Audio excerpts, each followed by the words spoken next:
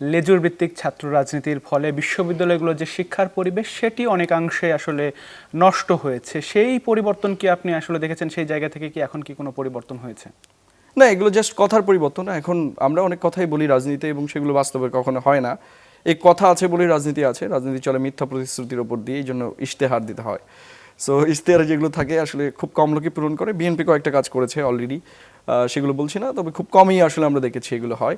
তো আমরা যে 7 দফা দেখেছিলাম, 9 দফার ভেতরে 7ম দফাতে এটা ছিল যে ক্লায়েন্টালিজম বন্ধ করা হবে লেজুর ভিত্তিক, কিন্তু সেটার ক্ষেত্রে আসলে দেখা যায় যে বিশ্ববিদ্যালয়ের প্রশাসনগুলো তো রাজনৈতিকভাবে নিয়ন্ত্রিত। আপনারা তো, আমি যদি বলি যে আপনাকে রাজনৈতিক দলের বাইরে ভিসি নিয়োগ দিতে হবে, তাহলে বলবে যে তুমি তাহলে চাও অন্য দল থেকে ভিসি আনি।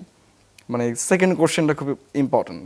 তো তার মানে হচ্ছে যেহেতু বিশ্ববিদ্যালয়ের ভিসি পদটাই রাজনৈতিক হয়ে গেছে, সেখানে ছাত্র নেতারা তো অবশ্যই প্রভাবশালী থাকবেই।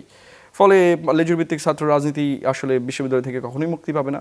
এবং আসলে আমি এটাই বলি যে মাঝে মাঝে মনে হয় যে ইউনিভার্সিটি ক্লাসরুমগুলো ছাত্র বিভিন্ন দলের হাতে আসলে বর্গা দেওয়া উচিত। এগুলো ইউনিভার্সিটিতে রাখার আর কোনো প্রয়োজন নেই, কারণ এখানে পড়ালেখা হয় না, স্লাইড দেখে আমরা ইউটিউব দেখেই ইউনিভার্সিটি চালায় নিতে পারি, একই জিনিস আসলে। তো টিচার অনলাইনে পড়াবে, আমরা করবো, ওগুলো ওদের দিয়ে দিলে তারা বেশি হ্যাপি হতে পারতো, এবং সেগুলোই হচ্ছে ক্যাম্পাসে। মানে ক্যাম্পাসে একমাত্র স্টেক হোল্ডার তারাই, আমরা স্টুডেন্ট হয়ে ভুল করছি।